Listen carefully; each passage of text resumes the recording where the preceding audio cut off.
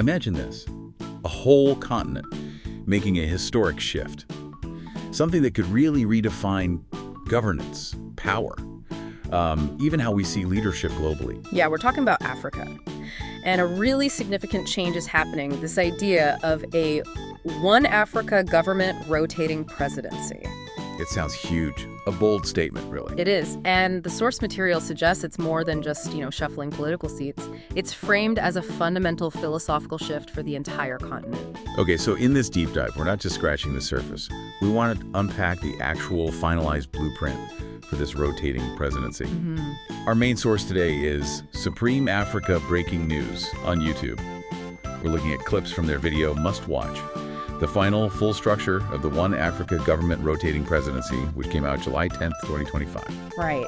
And our mission really is to cut through the noise, get to grips with the core mechanics, how it works, why they made this decision, and crucially, what it might mean for Africa and its people. Getting to the heart of it, based on what the source presents. Exactly. Okay, let's unpack this. So this all kicked off, or at least was finalized, during a confidential virtual summit, codenamed Lion Structure, right? Held July 10th, 2025. That's the one. And that's where the African Union apparently made the final call on this rotating presidency. The video definitely paints it as a landmark moment. A game changer, they called it. It is. And the core idea they landed on is, well, it's pretty unique. The presidency of this one Africa government rotates every 4 years across the 5 main regions. So West, East, Southern, Central, and North Africa each gets a turn. Exactly. 4 years each. And here's a really interesting part from the video. The sitting head of state from whichever region's turn it is automatically becomes the president of the One Africa government. Right.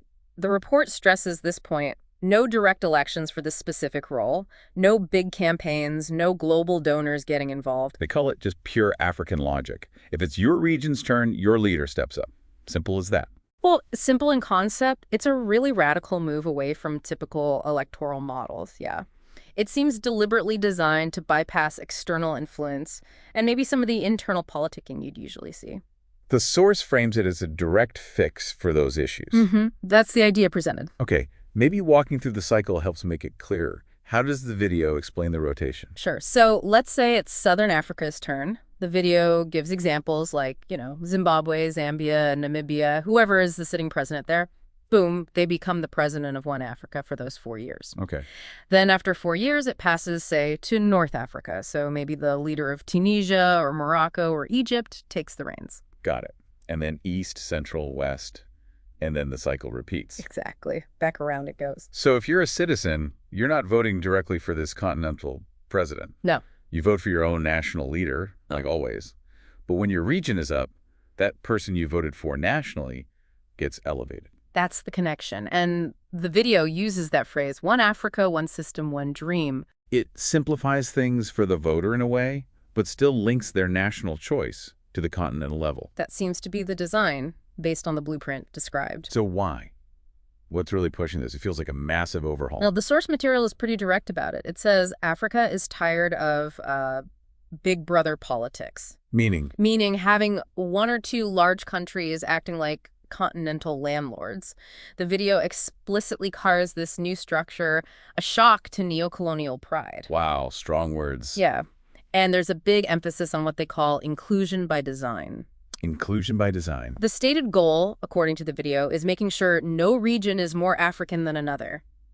It talks about wanting every African kid, from the deserts of Chad to the beaches of Mozambique, to see someone who looks like them leading the continent. So it's about shared leadership, deep representation. That really seems to be at the core of it. It ties back to that philosophical evolution idea, changing how power is spread out and even perceived. And there's another layer too. Apparently, AU insiders said this was the only way to avoid a future civil war of egos. That's what the report claims. It mentions some leaders were supposedly gearing up with, billions for campaign budgets if it had been a fixed elected presidency. So the rotation system kind of levels the playing field, or humbled them, as the report put it. That seems to be the implication. It certainly raises points about the internal dynamics and maybe heading off potential power struggles. Interesting. So who are the main voices pushing for this model inside the AU. The video mentioned some key figures. It did. According to the insiders quoted, you have Chairman Shadow, who apparently saw this rotation as the only path to balance and cutting out foreign interference. Okay. Then Mama Pana from Political Affairs. She used an analogy like a mother giving each of her 5 children a turn to lead, to cook, to shine. That's a vivid image. And General Umoja from Peacekeeping, his perspective was that a fixed presidency could have even led to coups. He argued rotation prevents political jealousy. That's a pretty stark warning about stability. It is. And then there's Protocol Black, who said their simulations showed this was, quote, mathematically the most stable model. Mathematically stable. Yeah. And the report adds that even the big players like Nigeria and South Africa apparently came on board once they were guaranteed equal time for their regions. Makes sense. Equal turns for everyone. Protocol Black summed it up. This is no longer a competition, it's a choreography. A choreography. I like that. It suggests everyone moving together rather than fighting for the spotlight. So, okay, practically speaking, when it is a region's turn, how does the handover work? What does that leader actually do? Right. So, step 1. The region holds its normal national elections. Business as usual there. Okay. Step 2.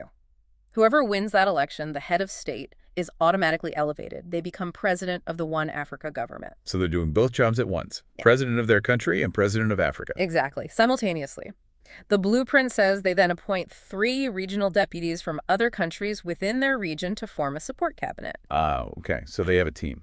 Yes. And crucially, the AU Continental Council is there to oversee things, apparently to prevent any abuse of power. Like checks and balances. Kind of like that, yeah. The video used a sports analogy like playing for your club, then getting picked to captain the national team. Only now it's the Continental team. Gotcha. So this dual-role president, what powers do they actually have? They chair the One Africa Executive Council. They oversee the new AF-ruled currency. We should probably talk more about that later. Yeah, definitely. They also manage the United Defense Command, represent Africa at the UN and G20, and they're the ones signing the big continental deals tray. Trade, energy, infrastructure, significant stuff. Sounds like quite a bit of authority. But Yeah. the report stressed there are limits too, right? It's not meant to be a dictatorship. Absolutely. The source is very clear. The president cannot change national laws in member states. They can't remove other national presidents. They can't interfere in local elections. So maintaining national sovereignty is key. The phrase used was unity, not dictatorship. Centralize some key functions, yes, but don't undermine national governments. That's the line they're trying to walk, according to the blueprint. Okay, so the million-dollar question. Who goes first? The video confirms it. West Africa. They get the first 4-year term starting February 2026. West Africa. No. And is there a likely candidate? Well, the report names Captain Ibrahim Traoré of Burkina Faso as the frontrunner. Traoré. He's definitely made headlines. Yeah, the video describes him as a young revolutionary, mentions him kicking out French troops, shutting the door on foreign puppets, and calling for African economic control. He's a controversial figure for sure. The report acknowledges that. It says, some say he's too militant, others say he's exactly what Africa needs. But the video's point is, if West Africa is up first, it's their choice. It's less about whether everyone likes him and more about living history, as they put it. Right. It's about the system, the region's turn, not a popularity contest across the continent. That seems to be the core principle here. Pragmatism over personality, perhaps. Okay, so this is all fascinating from a political science perspective, a huge governmental shift. But let's bring it down to earth. What does this actually mean for, the average person? If you're living your life in Kampala or Harar or Nairobi, how does this rotating presidency affect you? That's a crucial question, and the video tries to answer it directly by listing tangible benefits expected from this whole structure. Like what? First up, an African passport. Imagine visa-free travel across all 55 countries. That's presented as a massive change for just moving around, doing business, seeing family. Wow, visa-free across the continent. Yeah. That alone would be revolutionary for so many people. Absolutely. Then there's the AF-ruled currency. It's described as a gold-backed digital wallet. The idea, according to the report, is to replace weaker local currencies, stabilize economies, make continental trade much easier. A gold-backed digital currency. That's ambitious. Could really change cross-border business and maybe offer some stability against inflation. That seems to be the hope. The video also mentions laws passed by a continental parliament that would protect all Africans. not just the elites. Okay. And for younger people, Pan-African schools and universities, with scholarships available across borders, building a truly continental education network. Fostering that Pan-African identity through education. Seems like it. And for entrepreneurs, the traders, the hustlers, the report talks about trade and hustle freedoms. Basically, your business instantly becomes continental, a much bigger market. Huge potential expansion of opportunity there. Yeah. So the core message they're pushing is, this isn't just abstract government stuff. It's meant to be about your freedom, your hustle, your future. That's the connection they're making. It's interesting how they try to frame it in very personal terms. The video even included some lighter moments, the comedy side, they call it. Yeah. It showed some very human reactions, like the Nigerian uncle apparently asking, so wait, if Niger win election, we go day rule Africa for 4 years, bring more fufu. And a Zulu grandmother saying, this time we'll watch the president on TV and say, he's our neighbor. That sense of local connection, even to the continental leader. Right. And the kid wanting to be president and play for Real Madrid. That one, too. And Captain Traore apparently quipped, who's next? I'll pass the Ox Court of Revolution. His style, all right. And maybe the most memorable, that French diplomat quoted in the report, just baffled, asking, rotating, is this politics or a washing machine? That really captures the sheer novelty of it to outsiders, doesn't it? It does. These reactions, even the funny ones, really underline how different and ambitious this whole thing is. But, behind the anecdotes, the report stresses there are serious mechanisms to make this stick. Safeguards. Exactly. Like the Continental Rotation Charter. It's described as a binding agreement that all member states have to ratify by September 2025. Okay, so a formal legal foundation, that's critical. What else? The charter apparently includes a strict rotation rule. Once a region has had its turn, they can't lead again until every other region has had theirs. No cutting back in line. Ensures fairness. Seems so. And there's also a presidential recall mechanism. A recall. How does that work? According to the blueprint details in the video, a leader can be suspended if they violate the core unity principles.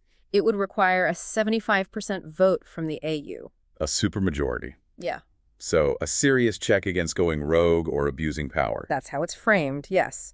A way to maintain the system's integrity and focus on Pan-African unity. It shows they've thought about potential problems. And they mentioned tech, too. Something about transparency. Yeah, an AU tech system.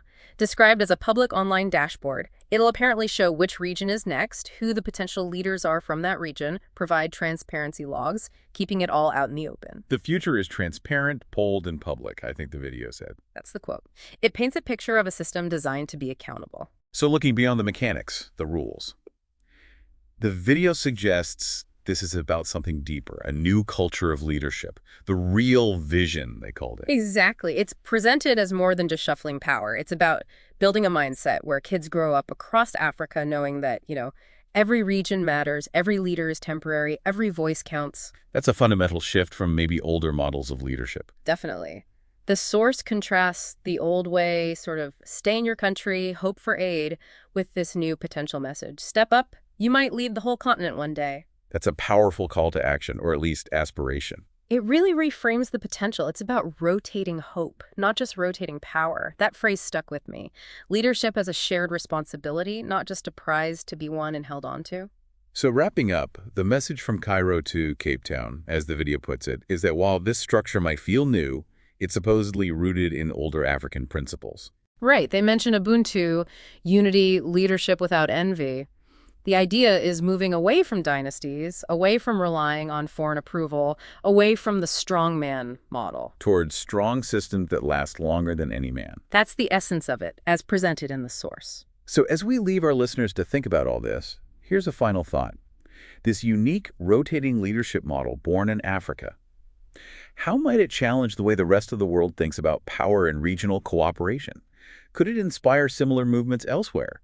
Could this really be, as the source suggests, the start of the greatest story Africa has ever written? It's certainly a provocative question to ponder, a potential turning point with ripples far beyond the continent itself.